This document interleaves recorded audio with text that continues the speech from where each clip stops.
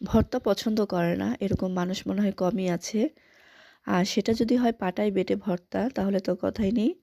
আসসালামু আলাইকুম, কেমন আছেন সবাই? আশা করছি সবাই ভালো আছেন। আমরাও আল্লাহর রহমতে ভালো আছি। তো আজকে আমি আমার গাছ থেকে কিছু বরবটি তুলে নিচ্ছি।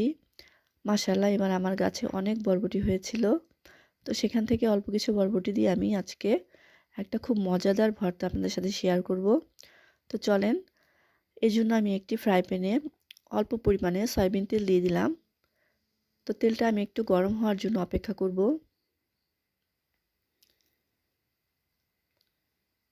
তো তেলটা গরম হয়ে গেছে। তো এরপর আমি কেটে রাখা বরবটিগুলো এর মধ্যে দিয়ে দিব।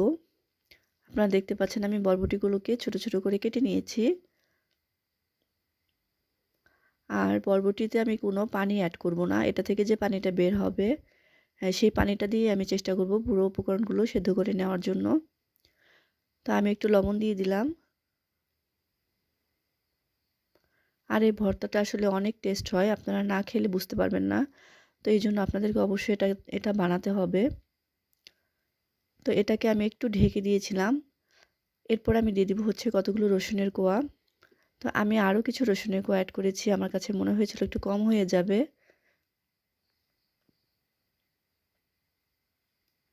তো এবার আমি এটাকে একটু ঢেকে ঢেকে সেদ্ধ করে নিব। এখন আমি এর মধ্যে কতগুলো কাঁচামরিচ দিয়ে দিব। আর এই ভর্তাটা কিন্তু কাঁচামরিচ দিয়ে সবচাইতে বেশি ভালো লাগে। আর আপনারা চাইলে শুকনো মরিচ দিয়েও করতে পারেন, যদি আপনারা আপনাদের ভালো লাগে। আর ঝালটা আসলে যার যার ইচ্ছে মতো, যে যেরকম ঝাল খেতে পছন্দ করেন সেভাবে আপনারা মরিচটা এর মধ্যে অ্যাড করে দিবেন। তো আমি হচ্ছে মিডিয়াম ঝালটাই দিব। তো এই পর্যায়ে কিন্তু চুলার জালটা একদম মিডিয়ামে রাখতে হবে। এবার আমি এখানে 3-4টা চিংড়ি মাছ দিয়ে দিলাম। এটা হচ্ছে মিডিয়াম সাইজের। আর আমি একটু হলুদ আর লবণ দিয়ে এটাকে আগে থেকে মাখিয়ে রেখেছিলাম। তো আপনারা চাইলে চিংড়ি মাছের পরিবর্তে অন্য যে কোনো মাছ দিয়েই করতে পারেন। মাছের কাঁটাটাকে আলাদা করে আপনারা এই প্রসেসেই ভর্তাটা বানিয়ে নেবেন।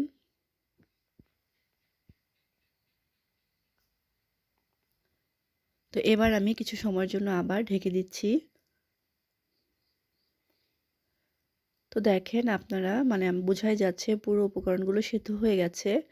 তো এখানে যে অতটুকু পানি বের হয়েছে, তো পানিটা আমি পুরোপুরি শুকিয়ে নিব।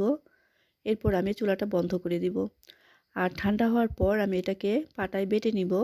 আপনারা চাইলে এটা ব্লেন্ড করেও নিতে পারেন, কিন্তু পাটায় বাটার ভর্তার যে মজাটা সেটা আসলে ব্লেন্ডারে ওই টেস্টটা আসে না। এবার আমি এটাকে আস্তে আস্তে বেটে নিব।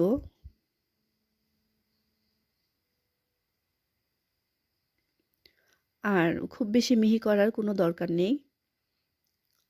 এখানে আমি কাঁচা পেঁয়াজ অ্যাড করে দিচ্ছি। আর পেঁয়াজটা আপনারা অবশ্যই অবশ্যই এই ভর্তাটার মধ্যে দিবেন, কারণ এই কাঁচা পেঁয়াজটাই কিন্তু এই ভর্তাটার টেস্টটাকে আরও বেশি বাড়িয়ে দেয়।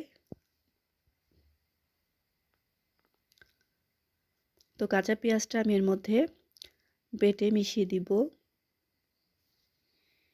তো দেখেন আমার ভর্তাটা কিন্তু বাটা হয়ে গেছে।